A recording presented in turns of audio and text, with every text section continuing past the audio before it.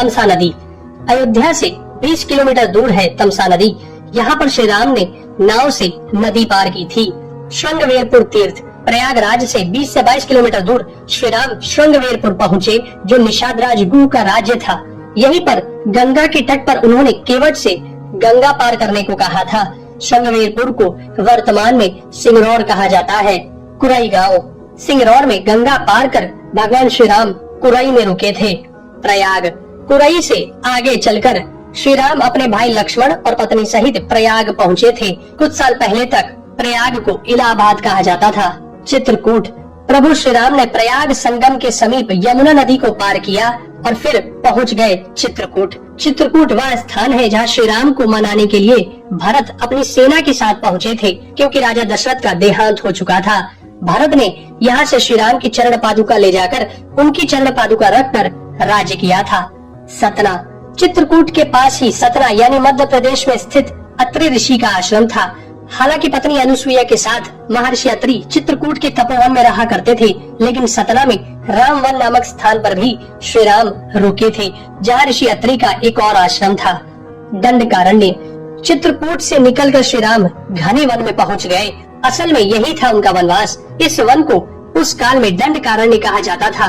मध्य प्रदेश, छत्तीसगढ़ और महाराष्ट्र के कुछ क्षेत्रों को मिलाकर दंडकारण्य था। दंडकारण्य में छत्तीसगढ़, उड़ीसा, तेलंगाना एवं आंध्र प्रदेश राज्यों के अधिकतर हिस्से शामिल थे। दरअसल उड़ीसा की महानदी के इस पास से गोदावरी तक दंडकारण्य का क्षेत्र फैला हुआ था। इसी दंडकारण्य का ही हिस्सा है तेलंगाना का एक शहर भद्राचलम।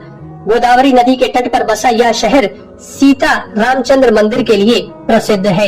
यह मंदिर भद्रगिरी पर्वत पर है। श्री राम ने अपने वनवास के दौरान कुछ दिन इस भद्रगिरी पर्वत पर ही बिताए थे। स्थानीय मान्यता के मुताबिक दंडकारण्य के आकाश में ही रावण और जटायु का युद्ध हुआ था और जटायु के कुछ अंग दंडकारण्य में आकर गिरे थे। दुनिया भर में सिर्फ यहीं पर जटायु का एकमात्र मंदिर है। दंडकारण्य वन अब सिमटकर वर्तमान में भारत के छत्तीसगढ़ राज्य में ही रह गया है। पंचवटी, नासिक, दंडकारण्य में मुनियों के आश्रमों में रहने के बाद श्री राम अगस्त्य मुनि के आश्रम गए। यह आश्रम नासिक के पंचवटी क्षेत्र में है, जो गोदावरी नदी के किनारे बसा है। यहीं पर लक्ष्मण ने सूर्पनखा की नाक काटी थी। श्री राम ने खरवादूषण के साथ युद्ध किया था। गिद्धराज जटायु से श्री राम की मैत्री भी यही हुई थी। वाल्मीकि रामायण अरण्य कांड में पंचवटी का मनोहर वर्णन मिलता है। सर्वतीर्थ, नासिक क्षेत्र में ही सूर्पनखा की नाक कटी तथा मारीच और खरवादूषण के वध के बाद ही रावण ने सीता का हरण किया और जटायु का भी वध किया था, जिसकी स्मृति नासिक से 56 किलोमीटर दूर ताकेड़ गांव में सर्वतीर्थ नामक स्थान पर आज भी संरक्षित है। जटायु की मृत्यु सर्वतीर्थ नाम के स्थान पर हुई, जो नासिक जिले से इगतपुरी तहसील के ताकेड़ गांव में मौजूद है। इस स्थान को सर्वतीर्थ इसलिए कहा गया क्योंकि यहीं पर मरणासन्न जटायु ने सीता माता के बारे में बताया। राम जी ने यहाँ जटायु का अंतिम संस्कार करके पिता और जटायु का श्राद्ध तर्पण किया था। पर्णशाला, पर्णशाला तेलंगाना के खम्मम जिले के भद्राचलम में स्थित है। यह रवालय से लगभग 1 घंटे की दूरी पर स्थित है। पर्णशाला को पंचशाला या पंचशाला भी कहते हैं। पर्णशाला गोदावरी नदी के तट पर स्थित है। यही वह स्थान है जहाँ से सीता जी का हरण हुआ था। हालांकि कुछ मानते हैं कि इस स्थान पर रावण ने अपना विमान उतारा था। इस स्थल से ही रावण ने सीता को पुष्पक विमान में बिठाया था, यानी सीता जी ने धरती यहाँ छोड़ी थी। इसी से वास्तविक हरण का स्थल यह माना जाता है। यहाँ पर राम सीता का प्राचीन मंदिर है। तुंगभद्रा, सर्वतीर्थ और पर्णशाला के बाद श्री राम लक्ष्मण सीता जी की खोज में तुंगभद्रा तथा कावेरी नदियों के क्षेत्र में पहुँच गए। तुंगभद्रा एवं कावेरी नदी क्षेत्रों के अनेक स्थलों पर वे सीता जी की खोज में गए। शबरी का आश्रम, श्री राम और लक्ष्मण सीता की खोज में तुंगभद्रा और कावेरी नदी को पार करते हुए चल दिए। जटायु और कबंध से मिलने के पश्चात वे ऋषिमुख पर्वत पहुँचे। रास्ते में वे पंपा नदी के पास शबरी आश्रम भी गए, जो आज केरल में स्थित है। पंपा तुंगभद्रा नदी का पुराना नाम है। इसी नदी के किनारे पर हम्पी बसा हुआ है। रामायण में हम्पी का उल्लेख वानर राज्य किष्किंधा की राजधानी के तौर पर किया गया है। केरल का प्रसिद्ध शबरीमला मंदिर तीर्थ इसी नदी के तट पर स्थित है। ऋषिमुख पर्वत मलय पर्वत और चंदन वनों को पार करते हुए वे ऋषिमुख पर्वत की ओर बढ़े। यहाँ श्री राम ने हनुमान और सुग्रीव से भेंट की, सीता जी के आभूषणों को देखा और बाली का वध किया। ऋषिमुख पर्वत वाल्मीकि रामायण में वर्णित वानरों की राजधानी किष्किंधा के निकट स्थित था। ऋषिमुख पर्वत तथा किष्किंधा नगर कर्नाटक के हम्पी जिला बेल्लारी में स्थित है। पास की पहाड़ी को मतंग पर्वत माना जाता है। इसी पर्वत पर मतंग ऋषि का आश्रम था जो हनुमान जी के गुरु थे। कोडिकरई। हनुमान और सुग्रीव से मिलने के बाद श्री राम ने वानर सेना का गठन किया और लंका की ओर चल पड़े। तमिलनाडु की एक लंबी तट रेखा जो लगभग 1000 किलोमीटर तक विस्तारित है।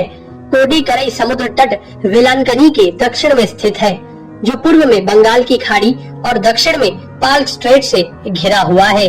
यहाँ श्री राम की सेना ने पड़ाव डाला और श्री राम ने अपनी सेना को कोडिकरई में एकत्रित कर विचार विमर्श किया, लेकिन श्री राम की सेना ने उस स्थान के सर्वेक्षण के बाद जाना कि यहाँ से समुद्र को पार नहीं किया जा सकता और यह स्थान पुल बनाने के लिए उचित भी नहीं है। तब श्री राम की सेना ने रामेश्वरम की ओर कूच किया। रामेश्वरम समुद्र तट एक शांत समुद्र तट है और यहाँ का छिछला पानी तैरने और सन बाथिंग के लिए आदर्श है। रामेश्वरम प्रसिद्ध सनातन तीर्थ केंद्र है। भगवान श्री राम ने लंका पर चढ़ाई करने के पहले यहाँ भगवान शिव की पूजा की थी। रामेश्वरम का शिवलिंग श्री राम द्वारा स्थापित शिवलिंग है। धनुषकोडी या धनुषकोटी। 3 दिन की खोजबीन के बाद श्री राम ने रामेश्वरम के आगे समुद्र में वह स्थान ढूंढ निकाला जहाँ से आसानी से श्रीलंका पहुँचा जा सकता हो। उन्होंने नल और नील की मदद से उक्त स्थान से लंका तक का पुनर्निर्माण करने का फैसला लिया। धनुषकोडी भारत के तमिलनाडु राज्य के पूर्वी तट पर रामेश्वरम द्वीप के दक्षिणी किनारे पर स्थित एक गांव है। धनुषकोडी पनबन के दक्षिण पूर्व में स्थित है। धनुषकोडी श्रीलंका में तलेमन्नार से करीब 18 मील पश्चिम में है। इसका नाम धनुषकोडी इसलिए है कि यहाँ से श्रीलंका तक वानर सेना के माध्यम से नल और नील ने जो पुल यानी राम सेतु बनाया था, उसका आकार मार्ग धनुष के समान ही है। इन पूरे इलाकों को मन्नार समुद्री क्षेत्र के अंतर्गत माना जाता है। धनुषकोडी ही भारत और श्रीलंका के बीच एकमात्र स्थलीय सीमा है जहाँ समुद्र नदी की गहराई जितना है, जिसमें कहीं कहीं भूमि नजर आती है। नुवारा एलिया पर्वत श्रृंखला। वाल्मीकि रामायण के अनुसार श्रीलंका के मध्य में रावण का महल था। नुवारा एलिया पहाड़ियों से लगभग 90 किलोमीटर दूर बांद्रवेला की तरफ मध्य लंका की ऊंची पहाड़ियों के बीचों बीच सुरंगों तथा गुफाओं के भंवर जाल मिलते हैं। यहाँ ऐसे कई पुरातात्विक अवशेष मिलते हैं जिनकी कार्बन डेंटिंग से इनका काल निकाला गया है। श्रीलंका में नुवारा एलिया पहाड़ियों के आसपास स्थित रावण फॉल, रावण गुफाएं, अशोक वाटिका, खंडहर हो चुके विभीषण के महल आदि की पुरातात्विक जांच से इनके रामायण काल के होने की पुष्टि होती है। आजकल भी इन स्थानों की भौगोलिक विशेषताएं, जीव, वनस्पति तथा स्मारक आदि बिल्कुल वैसे ही है जैसे कि रामायण में वर्णित किए गए हैं।